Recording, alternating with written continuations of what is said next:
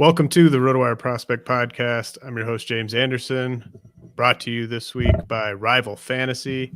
And it is the eve of my first in-season update to the top 400 prospect rankings. That'll be coming to you Thursday, May 25th. And I wanted to have Dylan White from Baseball America on to help me discuss some pop-up prospects, as well as maybe some would you rather prospect debates towards the end of the show. Really appreciate you joining me, Dylan. How you doing? I'm doing well. It's always a pleasure to be on this, one of my favorite podcasts to be on, but also to listen to and watch. So thanks again. Yeah, likewise. I had a little bit of an anger induced moment when I was listening to you talk about being able to add Royce Lewis off waivers in your TGFBI league when I was listening to one of your recent pods with Jeff. And so always a good listen to the Baseball America pod you guys do together. It is a prospect update season, at least for me. About 90% of the way done, but wanted to talk through some guys with you. I think we're going to kind of almost start with sort of the deeper names and work our way to sort of the more shallower names as we go. But I'm going to basically throw a few guys that you sent my way at you, and you can sort of talk about why they've caught your eye or they've caught RotoScout's eye so far in the early going. Let's do it. Let's start with Hunter Goodman. Most of the guys we're going to talk about in this first part of the show are prospects who are completely off my top 400 entering the season. Hunter Goodman was in the kind of the 300 to 400 range, so that essentially qualifies. And he's been very impressive this season. Kind of a trend with some of the guys we're going to talk about. He's a bat first prospect all the way. And that's probably part of the reason why he wasn't super highly ranked coming into the year on real life lists. He's seen time at designated hitter, left field, first base, and catcher in that order of appearances. So his most appearances have come at DH, second most in left field, third most at first base. So Hunter Goodman's already at the bottom of the defensive spectrum. But what really stands out to you about his offensive tool set? Yeah, no, you're exactly right. He's a right with and at the bottom of the defensive spectrum. So he's got a very high bar that he has to clear. But he's second in Double-A right now in home runs with 14 behind Chandler Redmond, 26-year-old in the Cardinals organization, who's not really a viable prospect. And he's in the Rockies. So like if he makes it up like a CJ Crone type person, could be definitely fantasy relevant. He has incredible exit velocities, like they're very high. And among those with the high exit velocities that he's showing, he's got like the second highest contact rate of those. So he's kind of like, those are the two main things I like to look for when I have StatCast data I can look at. It's the exit velocities and the contact rate, and then to a certain extent chase rate. Which is kind of like how sustainable, in my opinion, is the contact rate and how much can he actualize the power in game.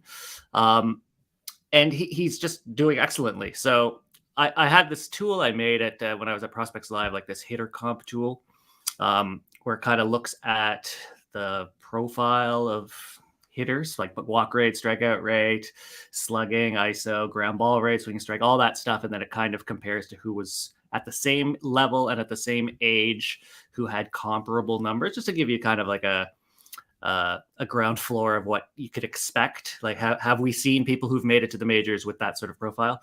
And the closest comp actually was Matt Mervis from 2022. Wow. Yeah, and that's without looking at the StatCast data. So I didn't look at Matt Mervis's like exit velocities and stuff. I'm sure they're pretty close to what Hunter Goodman's doing. Other comps there. Oh, and Matt Mervis is actually 1 year older than Goodman. So that's a tick in the box for Hunter Goodman there. The other good comps were Kerry Carpenter last year and Oscar Gonzalez the year before. So, he's not going to be, a top 50 talent, but he's going to be usable. It looks like he's showing that he could be usable in fantasy. I took a look at his contact rate, which is around 70%, and his max exit velocity, which is 115 this year, just to see like who kind of has the same thing in the majors this year, just to kind of get an idea. And so CJ Cron actually popped up in that same ballpark. Teoscar Hernandez is kind of there too. Jock Peterson. So I'm not saying Marcelo Ozuna, I think is as well. So I was trying to find guys who have like who bat right-handed. So I'm not saying he's going to be those guys, but it's a viable combination of tools that could work. He's in Colorado, which is good and bad, but also the Coors factor is obviously good. So yeah, I mean, CJ Cron type of thing is kind of what I'm hoping for. Yeah, that's really good info. The 115 max EV. It's funny that you said he kind of Matt Mervis was a comp that got generated because I actually think the next guy we're going to talk about statistically looks very similar to me to Matt Mervis, but just sticking with Goodman, he's in Hartford too, which is pretty much the only Rockies affiliate that's not extremely hitter friendly. It's more kind of neutral. So you have all those guys at Spokane are putting up insane numbers. But it's encouraging to me, at least, that Goodman's doing this in a somewhat neutral environment. And then, the hit tool metrics that you're kind of citing, that's really all that matters, because we know the power's there with him. And if he just has to make enough contact to kind of clear that bar as the DH / left fielder / first baseman. And yeah, I'm fairly convinced by what you're throwing out there. Where do you sort of, in your mind, kind of view him in the kind of prospect universe? Is he sort of like a borderline top 100 guy at this point, something like that? Yeah, so Jeff Ponce and I are kind of working on our update too, fantasy-based top 100. So I put together my first blush at it. I have him at like 150-ish right now, 136 right now. So yeah, but I guess borderline 100. But I own him in a couple leagues that are 400 prospects, so I think definitely should be rostered if you can. But yeah, I think 100 is a bit aggressive, especially just because it's a first base only type profile, maybe left field. So it's harder bar to clear. Like CJ Cron was like DFA'd, and he was basically available to the major league, so they're not really the most sought after assets in real life baseball. So that kind of dings him a bit, but if he's playing regularly and he can be CJ Cron, I think obviously he's valuable. So it's that hard balance to figure out where you want to put him against these guys with the high floor, or sorry, the high ceiling, who will be superstar potential versus kind of a nice solid major leaguer who's on the bubble of making the rosters. So yeah, 150. Long story short. Nice. That's kind of the general range I'm planning on slotting him as well. So I thought you might be maybe a little higher than me, but yeah, it sounds like we're kind of on the same page there. So that was Hunter Goodman with the Rockies. The next guy we're going to talk about is Nathan Martorella with the Padres, and he's the one who I think his just kind of surface stats just remind me a lot of Matt Mervis. Martorella is 22. He's at high A still. He does hit left-handed. Strikeout rate is 16.5%. Walking almost 16% of the time. What do you like about Martorella? I assume the approach at the plate. Yeah, definitely the approach at the plate. We have some NCAA StatCast data, and it was quite impressive. And then he had a brief cup of coffee in it professionally last year, and it was also impressive what he was putting up StatCast wise. So, like I said earlier, like contact, I like max EVs or barrels or hard hit rate, and then I like chase, and he is basically plus for all of those. He was plus last year as well. So in our BA preseason first base preview, I talked about Tyler Locklear as a breakout, as a sleeper. I think he's fairly popular right now in the prospect circles. Because if you plotted contact versus hard hit rate at low A last year, he clustered with Junior Caminero and James Wood and Nathan Martorella. So I picked Martorella as a breakout, prospect breakout at first base as part of the magazine. And it's just the contact rates plus, the exit velocities are plus, the chase rate is plus. He is a bit older for the level, admittedly, but like what we're hearing from the Padres is they love his makeup. They love his work ethic. If you compare him at high A to what Vinny Pasquantino did, they're very, very similar. The walk rate, the strikeout rate, the ISO, the WRC plus. So there's a chance he could be like the next Vinny Pasquantino. I know people are talking about Locklear being the next Pasquantino or Manzardo. I think Martorella has a really good chance of being that too. And in fact, even though he's at a lower level, I kind of think I have him ahead of Hunter Goodman in my ranks. I have him at like 125 right now. Gotcha. Yeah. I threw Martorella on the top 400 at the end of last season for like the heading into the off-season update, and then I took him off on the Jan 15th update just because he was towards the bottom of the rankings anyways. But yeah, he was going to come back on this update. These are very tricky types of players to value for Dynasty when they're old for the level and at the bottom of the defensive spectrum. It really only takes like 2 cold months for no one to really care about him anymore. But that's kind of the rule when you're a future first baseman / designated hitter and you're already 22, 23. You just got to keep hitting. But the advantage to taking those guys though that have if they have a cold streak, you can just dump them. Is you can churn. You have a spot. Like I always struggle to see like who am I going to drop to try to pick up the latest hot guy on RoboScout. And if you have someone who's slumping, it's an easy decision. So it actually helps me out to have someone that's kind of volatile. Yeah, absolutely. Now the next guy is the one from this first 4 we're going to talk about where he might be able to provide some defensive value. Ignacio Alvarez in Atlanta's system. He's only played shortstop this year. I know in the preseason BA write-up, you guys sort of had him projected to end up at third base long term. But I mean, really, the approach at the plate here is pretty cartoonish. I know that kind of made him a popular ad early in the season. So, I mean, I guess with Alvarez, it's easy to sort of see the hit tool here and see that as a clear, like his top tool, probably. But do you just sort of see this being kind of a Luis Arias type of prototype? Do you see him getting to more power? I know you guys had a fringe average run grade on him. Do you think there's a little bit more there in terms of stolen bases? I think he can be like a 12-12 guy. I said on a recent pod with Jeff that if you like Von Grissom, then you should probably like Ignacio Alvarez. Kind of utility all over the infield, can play. They're trying him out at short.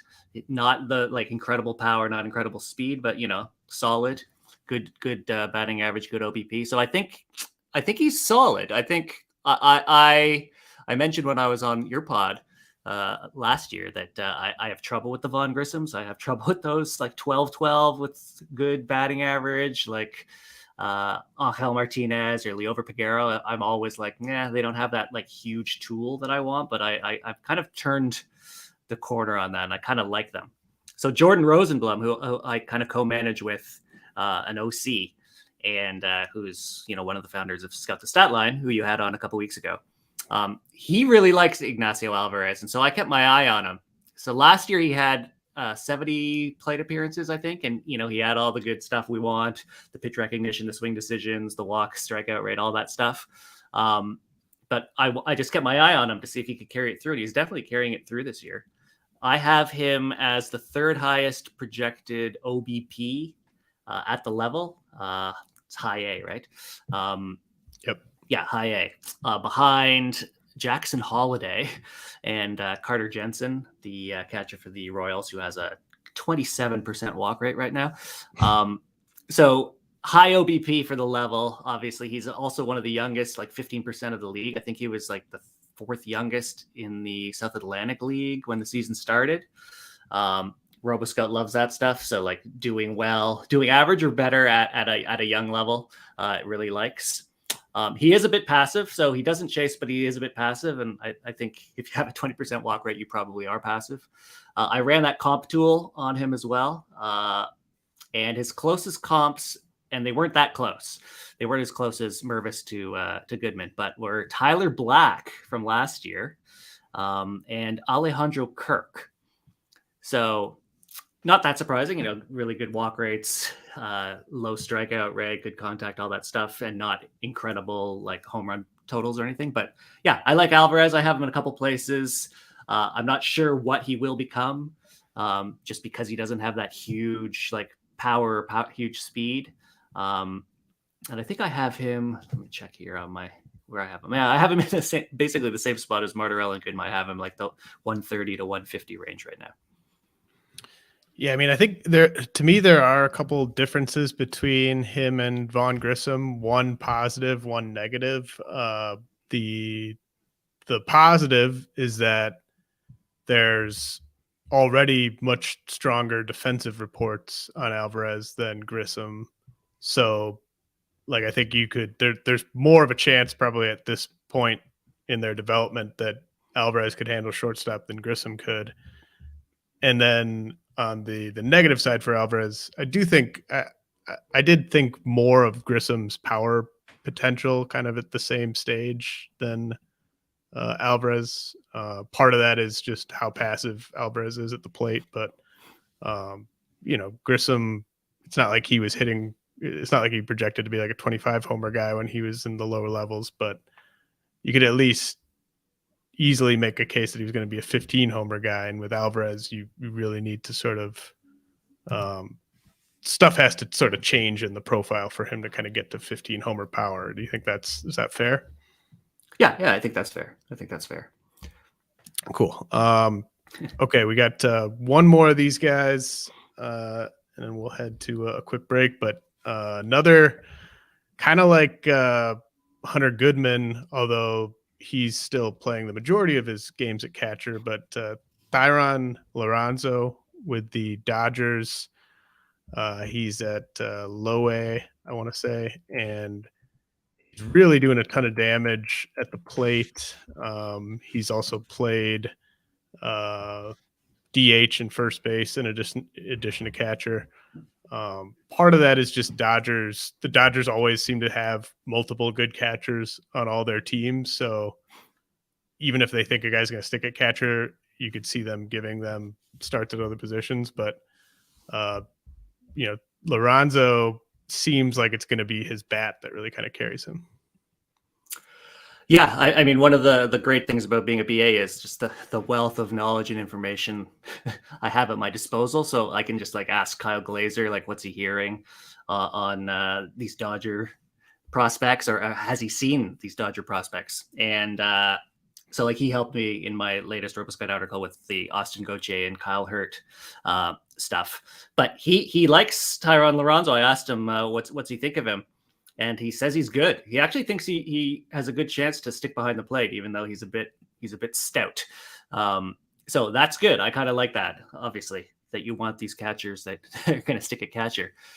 So I was actually a bit lukewarm on Liranzo coming in to this podcast before I started doing my research.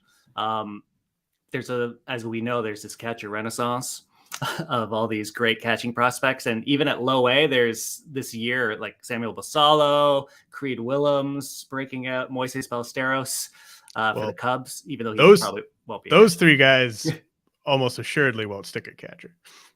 Well, I think Basallo has a chance to stick at catcher, actually. I from what I'm hearing, the Orioles really love his arm, and they like his defense and what he's been working on. So I think Basallo has a chance to stick for sure. But yeah, anyway, as I dug into the Liranzo, he's a very low contact rate. He's a lot of swing and miss. It's like below 60%. So that obviously has to be worked on, but he has a 163 WRC plus, which is 4th amongst teenagers. Jackson Holiday, who's no longer at low A, Ryan Clifford, who's no longer at low A, and then Carlos Jorge are the only teenagers who have a higher WRC plus at the level. His exit velocities are excellent. He's second in the level in home runs with 11, behind another Dodger, Chris Newell. But don't get too excited about Chris Newell, even though he's a Dodger. He's 22. But when I ran the comp tool on Liranzo with the huge power and the contact rate and strikeout rates, his best matches, and this kind of blew me away, were Diego Cartaya in 2021, same age, same level, same organization, same position, and Diego Cartaya in 2022. So it's like that kind of opened my eyes at the event with the strikeout rate being that high. Like he's projecting very closely to Cartaya there, and even has better like swinging strike rates and higher walk rates. So I'm pumping the brakes a bit. He's not Diego Cartaya, but it definitely got me sitting up in my chair when I saw that. Sounds like the Dodgers do like him, Liranzo as well. I don't know where he's going to play with Cartaya and Will Smith and Dalton Rushing, Yainer Fernandez even, though he may move to second. Yeah, but I like Liranzo. I think he's definitely worth taking a shot on. I think he should definitely be in a 400. I don't think he's near the 100 level, but in the 200 levels maybe, just to see how he does. Obviously, keep an eye on the strikeout rate and the swinging strike and contact rate to see if he can get exploited as he moves up from low A, which doesn't have the greatest pitching. But definitely someone to one of those volatile guys where you pick him up, and then if he goes in a big slump, you don't have too many qualms about dropping him. Yeah, Cartaya has struggled after the bump to Double A, which maybe not that surprising. Liranzo is with the strikeout rate with him, is that more an issue of chasing, being passive? Like what are the things he needs to work on in terms of the hit tool? It's not the chase. The chase rate's actually average. So looking at his swing rate to chase rate, like the swing minus O type thing, he's swinging at pitches in the zone. So it's like kind of grip it and rip it. I think he's just like really just trying to make incredible contact. Okay. That's my take as a non-scout. He's not chasing. Like he's got a pretty good eye. He's just missing when he's swinging from the heels there. So, but I mean, to end up with a WRC plus of 163 and it's like 140 plate appearances, 11 home runs, like he's making enough contact to overcome the he's making enough contact quality to overcome the contact rate. So we'll see. We'll see. Have to see as he gets promoted, because it's definitely something that could be exploited. But I like what I see right now. Yeah, and then you mentioned Basallo briefly. I was more kind of inferring that Adley Rutschman's going to be their catcher, and if they want to get Basallo's bat in the lineup, it'll be somewhere else. But Basallo actually. He's going to be kind of like a borderline top 150 guy for me. So I love the bat there. And we are going to head to a quick break. When we come back, Dylan White's going to touch on a few more pop-up guys that he's noticed this season. A new MLB season means it's time for a new kind of daily fantasy baseball. Rival Fantasy is the fantasy platform reinventing the way daily and weekly games are played, and they've bought new games to the ballpark this year that fantasy players won't find anywhere else. Rival Fantasy's games include Fantasy Bingo, head-to-head player challenges, and Fantasy Book, where users can select over-unders for 2 to 5 players. With games like this, daily fantasy has never been better. Right now, RotoWire listeners can get a $50 protected first play. That means if you win your first play, you keep your winnings, but if you lose your first entry, Rival Fantasy will fully refund you up to $50. Go to play.rivalfantasy.com/signup and use code RotoWireMLB at signup and deposit a minimum of $25 to get your first entry on Rival protected up to $50. Now's the time to step up to the plate and become a Rival today. Welcome to the arena. All right, Dylan, we're back. Got got some quick hitters here for you. I heard you kind of talking about Connor Phillips on a recent podcast. Phillips, of course, in the Reds organization, he's just one of these guys where the stuff is outrageous, and there's not a ton of certainty that he's a starter long term. But he does have the walk rate down to a career best 11% this year. So how bullish are you or optimistic are you on Connor Phillips? I'm actually pretty optimistic. I had always kind of dismissed him, I guess, because of that high walk rate. But just looking at the StatCast data that you're talking about, the stuff is just ridiculous. The four seamers 96, touching 98, but the induced vertical break is like over 21 inches, which is extremely high. So his VAA is very flat. He throws it 67% of the time, which I wish he was a bit less because of his secondary. I wish he had more secondaries that he could rely on. And the curveball is incredible too. It's low 80s with over a foot of sweep and like over a foot and a half of dive or spike, whatever you want to call it, like negative IVB. And he throws it hard. And there's the amount of movement on it at that velocity is like, it's basically, there isn't much in the majors that's similar at all.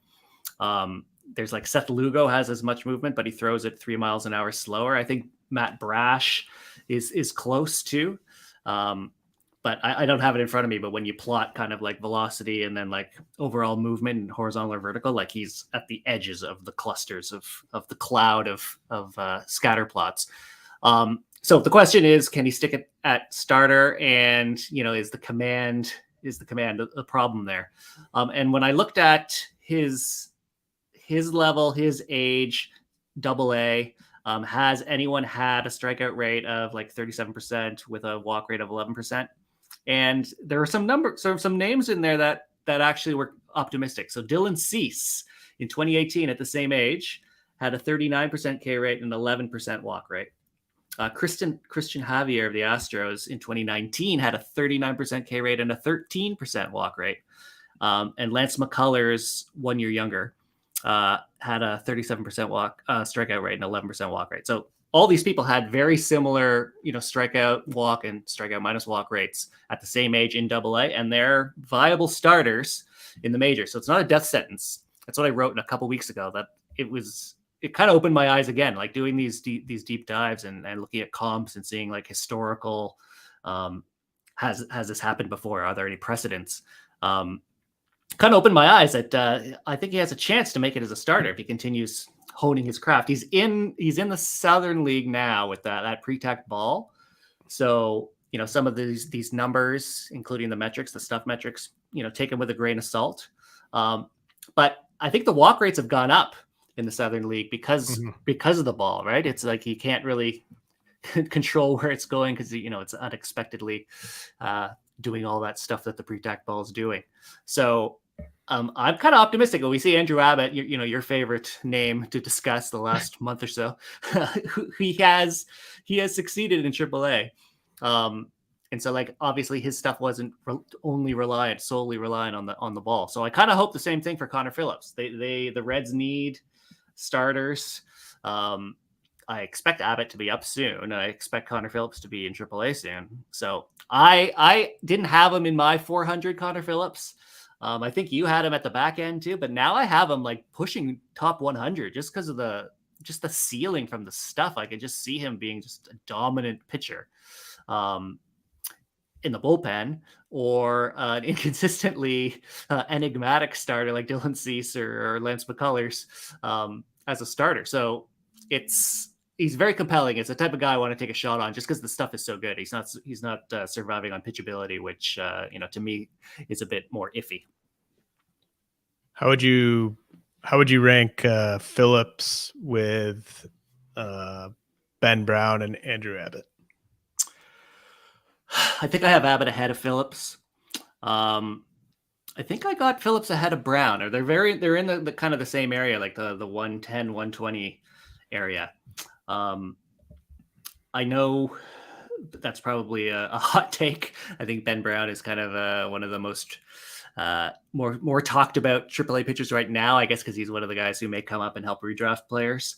One of the sole remaining guys, other than Gavin Williams. But I think I kind of like Connor Phillips. Yeah, I mean, Phillips had really high grades on his pitches coming into the year. So, unlike Andrew Abbott, so like the AA, the Southern League stuff, it's we were expecting Phillips stuff to be great this year, coming into the year. So, yeah, I mean the increase or the decreased walk rate is encouraging, and as you mentioned, like a lot of the times with the guys with the best stuff, the control can be the last thing to come as to kind of like finish the development as a starting pitcher. So I like the Phillips call there. What about Chase Hampton and Will Warren in the Yankees org? Warren was a guy that was fairly highly ranked in that system coming into the year. Hampton a bit more of a pop-up guy. Yeah, I think the consensus is Warren is the guy. I think he's in AAA now, right? Yep. But I kind of like Hampton. So Hampton has this might be old. This is from a couple days ago, but 40% strikeout rate, 9% walk rate. He's in high A, so obviously that's not as good as Will Warren. But looking at his data, it's kind of Connor Phillips-esque. The curve's maybe not as good.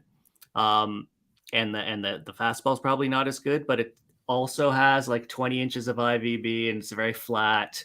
The curveball has a lot of velocity and movement. Like it's kind of in the same ballpark as like George Kirby, Walker Buehler in terms of speed and movement. So I like it a lot.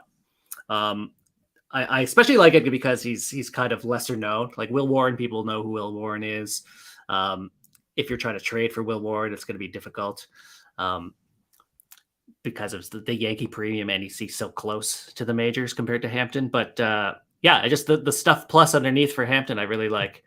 It's well above average. I'm just checking out what Will Warren is at. Yeah, I think the stuff plus actually is higher than Will Warren's. So I guess in a vacuum, it should be Warren because he's doing this kind of the same thing Hampton's doing, but at a higher level. But I just in my heart, I like Chase Hampton and his potential and his future more, probably because of the cost. Right. Yeah. I mean, you could probably, I bet 90% of the people listening to this could pick up Chase Hampton in their Dynasty League right now. So that part's nice. And he's got less pro track record than Warren, but he's also, that almost sort of means there's kind of more kind of unknown heights to sort of how high he can climb when you only made 6 pro starts and they've been this good. Last two guys quickly before we get to some would you rather. Leonardo Bernal, another catcher, and then Orion Kerkering, this pod's token reliever. I like talking about at least one reliever with you whenever I have you on. Yeah. So who do you want me to do first? Bernal? Let's do Bernal. Well, I saved these two for last because to me they were the most boring. So whoever you think is the least boring of the two I've decided are the two most boring. Let's do Bernal. Okay. Since we talked about it, we have a context. He's a catcher in high A, so same with Liranzo, same with Basalo, same with Creed Willems. Right. At low A, right? Yeah. Low A, sorry, yes. Also a teenager. He was one of my breakouts. Last year he was good. But I didn't pick him up anywhere because no one was really talking about him. I couldn't get a read on what the Cardinals thought, etc. But this year he's kind of followed through. He actually is rated higher in RoboScout than Thayron Liranzo. His contact rates plus, his exit velocities are plus, his chase is average.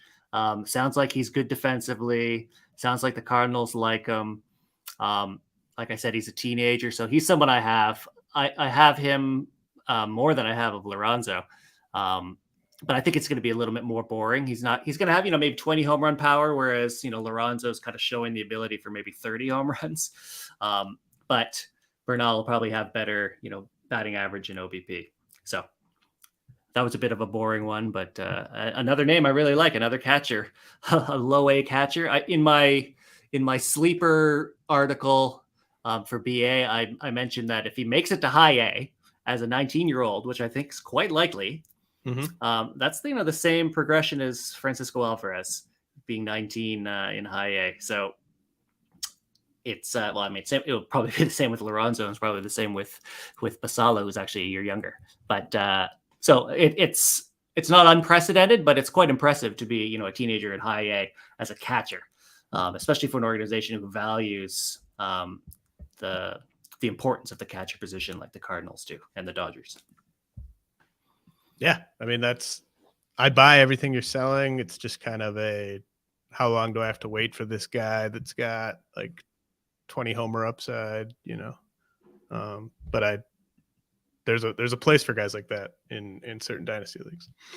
Yeah, in a 20-team 2-catcher league, I have them.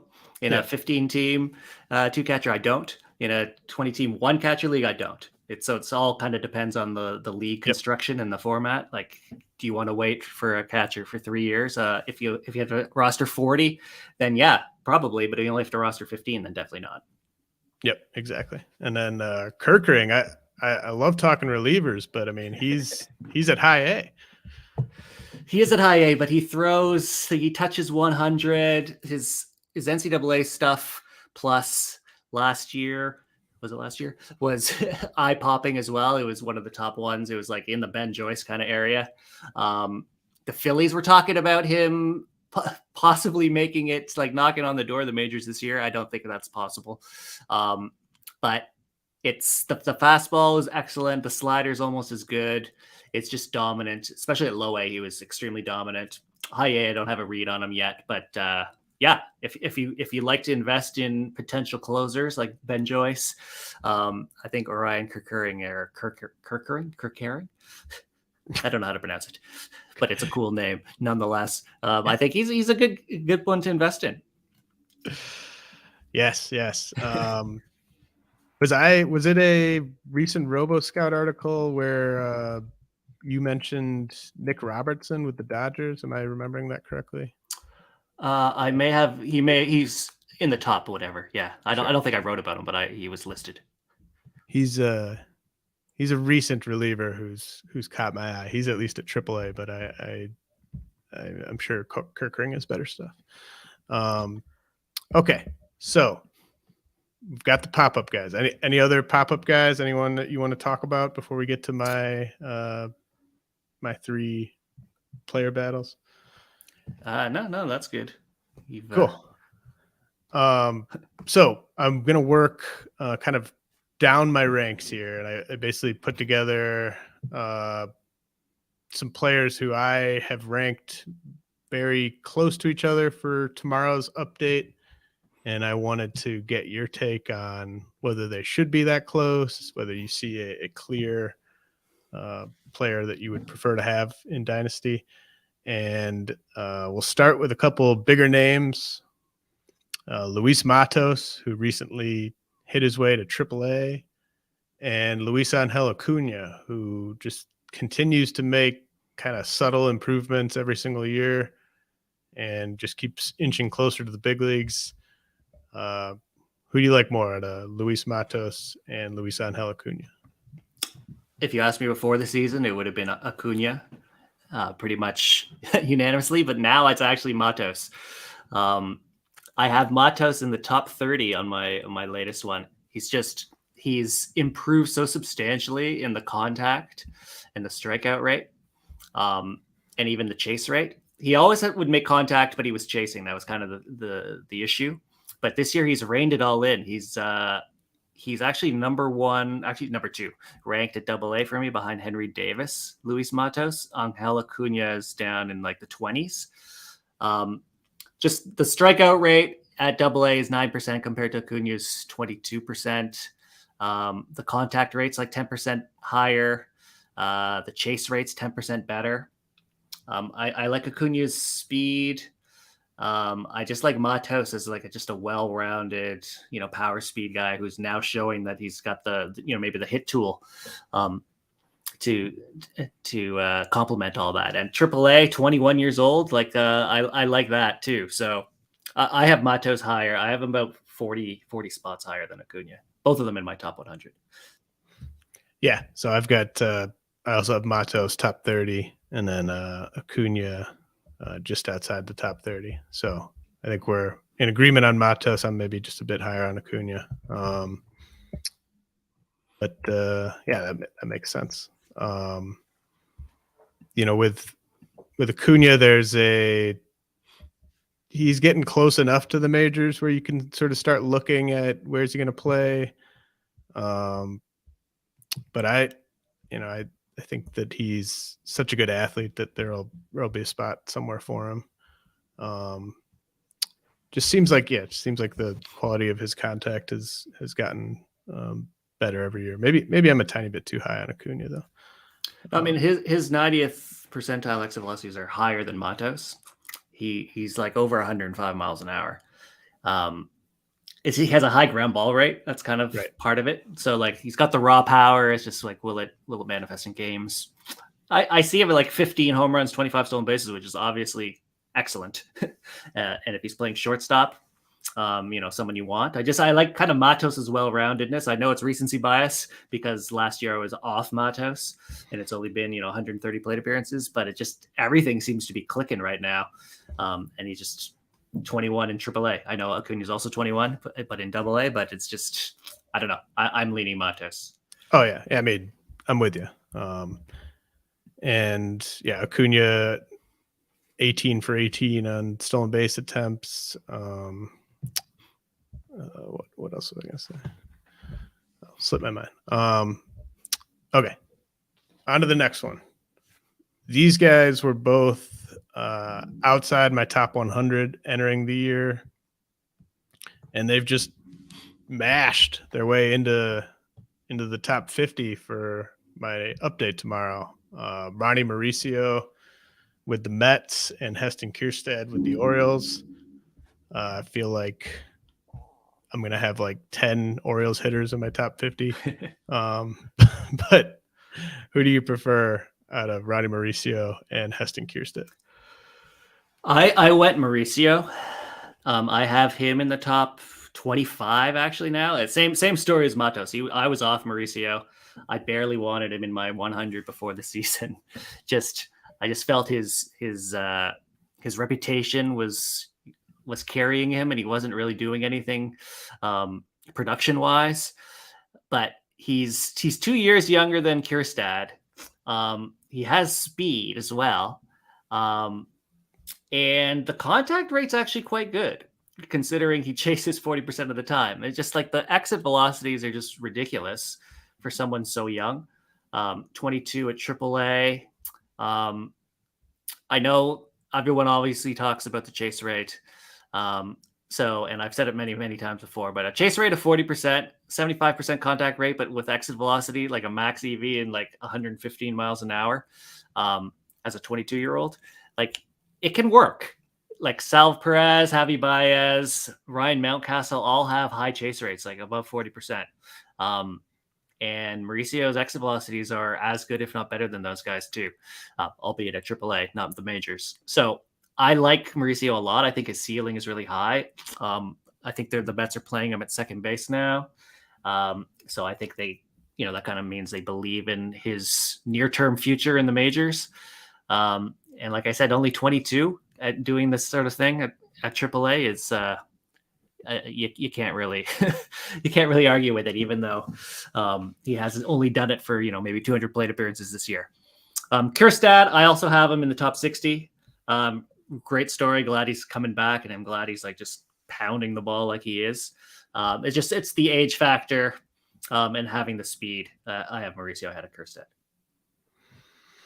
Yeah, I have Mauricio ahead as well. He's just, Mauricio, I think I've said this before, but he's the kind of poster child for when people talk about sort of how projectable 16 or 17-year-old prospects frame is when they sign. Like Mauricio has just completely filled out his 6'3" frame, and now he went from looking like a skinny shortstop to now he just looks like a cleanup hitter. I don't know how much he's going to actually run though. Like I know he runs in the minors. We'll see, I guess. I haven't really seen any run grades on Mauricio that make me think he's going to run. The Mets, it's pretty much like Starling Marte who gets the green light. Lindor's got like 4 steals, but I don't know if the running is going to be a huge edge for Mauricio. And then obviously, like you said, with Kjerstad, like it's a great story. I don't know. Like I know any statistical model doesn't really know why he's 24 and at AA, but like we all do. So I don't really want to hold that against him because he's kind of like 22 in baseball years. Just given how much time he missed. I don't know. Do you have any thoughts on just the how to handle that sort of age thing with a guy where it's not like he was just at low A for multiple years and just couldn't hit his way out of there. He was just not playing. Yeah, there's definitely that angle. So it's not like he's doing poorly for someone who what they should be doing at the age of 24 in AA, but at the same time, it's not like that pushes his prime years to now age 29 instead of age 27. Right. So his peak is going to come sooner. And maybe because he's behind on development, it may not be as high. So I totally understand what you're saying, but I also think there's the other side. I agree on the Mauricio. Like I don't expect 20 stolen bases or anything. I have him at 20 home runs, 11 stolen bases with a WRC plus of 110 is kind of what my projection model-y thing shows. So yeah, I agree. He's not like a 20-20 guy. But Kjerstad I have at 5 stolen bases. Yeah. So it's, that's why I'm saying that, the speed factor is another nudge in the direction of Mauricio. Do you have I saw you tweeting about Mark Vientos the other day. Do you have is it clearly Mauricio over Vientos in that org? I think so, just because he has a position right that they kind of want to play him at. Vientos and Mauricio are kind of like back-to-back on a RotoScout for AAA. I have Vientos' power is higher, probably as expected. Vientos is kind of looking a lot like what Nolan Gorman was looking like last year in RotoScout, like high, like one of the highest home run rates in AAA. And is he going to be able to play? So I have them kind of close, but as a prospect, I think it would be Mauricio over Vientos. Yeah, same. One note on Vientos, like sometimes I look at the on Fangraphs, they have that like speed score. Vientos is he's basically like a 1.0 speed score. Which is it's about as low as you'll see. But that both these guys, like Vientos, Kjerstad, other Orioles, even Mauricio maybe, like they all, I wouldn't mind seeing some of these guys get traded at the deadline. Just doesn't seem like the Mets have room for all these guys. I know the Orioles don't have room for all their guys, even if we assume like 40% of them just bust. So hopefully something kind of shakes free with these two teams in the next like year or so. Because I would like to see Vientos playing every day. I would like to see Mauricio playing every day. I totally agree. Do you have Vientos ahead of Kjerstad, or you have Kjerstad ahead of Vientos? I have Kjerstad ahead of Vientos. I have Vientos kind of, more in the kind of 65-ish range. And, part of it is just the playing time uncertainty and the defensive limitations. It's like, a lot of the times this stuff sort of sorts itself out, but most teams have someone, most teams have their own Mark Vientos who can't play anywhere other than DH and first base. And so it's not it's not a guarantee that he'll find his way into everyday playing time, but I wouldn't put him in the top 100 if I didn't think there was a decent chance that it eventually kind of shakes out. Okay. We got one more for you, Dylan. And I don't know. I don't know what it is about these two. It's probably like their age and the fact that they're in really good orgs. But Johnny DeLuca with the Dodgers, Justin Dirden with the Astros. They were sleepers coming into the year. And I know Dirden got off to a slow start, but he's righted the ship. DeLuca got the bump to AAA recently. Who do you like more out of DeLuca and Dirden? I like DeLuca better. I have Dirden in a couple spots, and I was trying to get DeLuca from friend of the pod, Brian Slack, and in my other leagues, and no one would give him to me. Dirden's just been a disappointment. I know he's righted the ship slightly, but it's like still in aggregate, his performance has not been good at all. I checked Steamer before the podcast. They have him at 90 WRC plus projection, Dirden, and DeLuca at 102. And that was like DeLuca was basically only playing at AA at the time. So yeah, I like DeLuca. I think because of the Outman factor, that Outman kind of overperforming his expectations is kind of biasing me in the DeLuca thing, because I assume that DeLuca probably will too. All these Dodgers who outperform. I have DeLuca at 25 home runs, 15 stolen bases. The plus speed that he has, like, it's just very tantalizing. He's a good outfielder. I think he's playing all outfield positions too, DeLuca. I know Dirden could also play center, but I just like DeLuca, just like a solid player. It's like a Dodger guy. I have DeLuca ahead of Dirden, but actually probably like 100 slots actually now. Oh, really? Wow. Yeah. So yeah, you were saying Dirden projects as like a below league average hitter. Yeah, I mean, I guess his age is going to work against him, and slow start to the year at AAA. Man, I don't know. I kind of see Dirden playing sooner than I see DeLuca playing. That's tough. Yeah, I didn't think you'd have them that far apart. I've got them like right next to each other, but maybe I'm too high on Dirden. I mean, I'm fickle, so I if they're not producing, I drop them in my ranks. But at the same time, I hedge. I still have Dirden on my teams. Like, so I like these guys, like the Dirden, Tyler Gentry, Kerry Carpenter, Jack Sawinski, Matt Wallner, all these guys who are doing well, should project reasonably well. If they get the playing time, they'll be solid contributors. And sometimes it works. Like Sawinski looks like it's working. Kerry Carpenter, it's kind of working. And then sometimes it doesn't. So I actually dropped Gentry in one league, and someone picked him up for $150 immediately. That Rob DiPietro and Ryan Venancio, their team. Still holding on to Dirden though.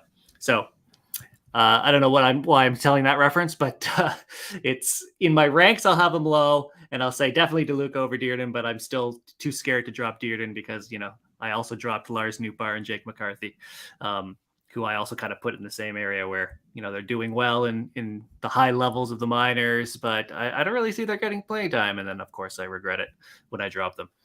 So I don't know what I'm saying other than I like DeLuca better than Dirden on paper, but I'm still too afraid to I wouldn't trade Dirden for DeLuca necessarily unless, there's other pieces involved that kind of soften the blow for me. Yeah, you're name dropping all these heavyweights. Big time homer pickup by Venancio to go grab Gentry for that much. I'd feel fine dropping Gentry too. Dude, when we say friend of the pod Brian Slack, like is that just becoming a bit at this point? Like he doesn't go on our pods, and he doesn't listen to them either. But but we wish that he was a friend of our pods, but he's just kind of doing his own thing. All right, this has been great. anything you want to mention? That I mean, I feel like you guys are just putting out so much stuff over at BA. It's hard to keep track of it. But what are you working on specifically? Well, we're working on this fantasy top 100 and trying to figure out when to release it. Either it's going to be in a couple days or it's going to be pushed back a couple weeks because a whole bunch of other BA content is going to come out and compete with us, cannibalize us, as it were. We have our Dynasty 600 update going to be in a couple weeks. I do my RoboScout articles every week. Got our hands on some NCAA data, which I may be kind of running through the RoboScout model to see if it shows out anything compelling. Just trying to help out the whole team. But yeah, just continuing to pump out the fantasy content at BA and do my thing. Awesome, man. Well, definitely recommend subscribing to BA. I can't imagine why anyone listening to this pod wouldn't have a BA subscription, but you definitely got to have one. Definitely follow Dylan on Twitter. Multiple underscores in between the and arrival. Really appreciate you joining me, man. This was a lot of fun. Always a pleasure. I'll come on anytime. Awesome. This has been the RotoWire Prospect Podcast brought to you by Rival Fantasy.